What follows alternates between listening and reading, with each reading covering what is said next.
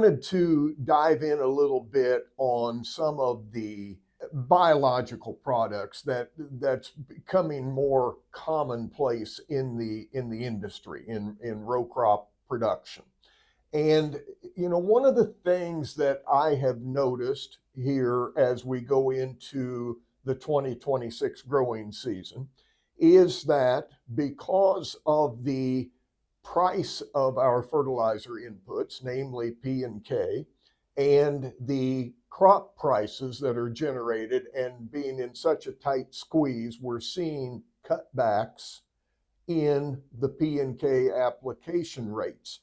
Let's talk a little bit, expand on the role of some of the biological products that we have available in our lineup and how that might impact some of these P and K levels or the availability of P and K in these situations where perhaps the growers aren't applying maintenance levels or removal levels, and we've got some soil tests that are medium to low.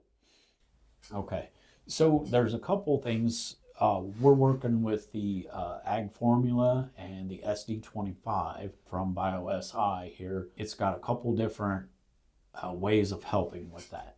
So the first would be breakdown of residue, but then as that residue is broke down and frees up that P and K and other nutrients, sulfur, all the nutrients that are in that residue, and puts that in a recycling mode where those are available or the roots can touch them.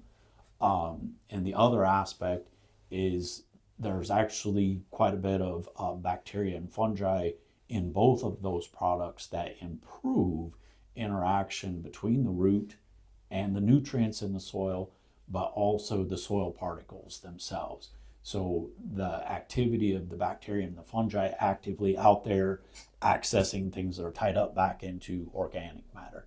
So it will actually increase the availability, not that it changes what's available in the soil overall, but it increases that recycling so that the roots can actually touch what you have out there more often and increase your activity and efficiency of getting those nutrients available to the roots. And the key to that, especially with the SD25 product, is getting that corn stalk or that soybean stubble to actually break down so that those nutrients can then be released, because there is quite a bit of nutrient, potassium, phosphorus, sulfur, some others. There's quite a bit of nutrient tied up in that. And so we need to get that back into the soil and plant available.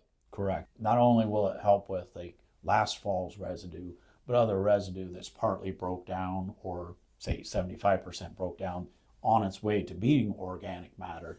It kind of helps with that recycling. And so not just the fall stover that might be out there, but maybe even some of the bean crop and the fall stover from the year before that. Okay, and then let's take that one step further, because in some of our footprint here in Illinois and in Missouri and beyond, there's a lot of cover crops that's been planted. So let's talk about an application of one of the biological products with our cover crops when we go in to try to terminate those, and what we might expect from that.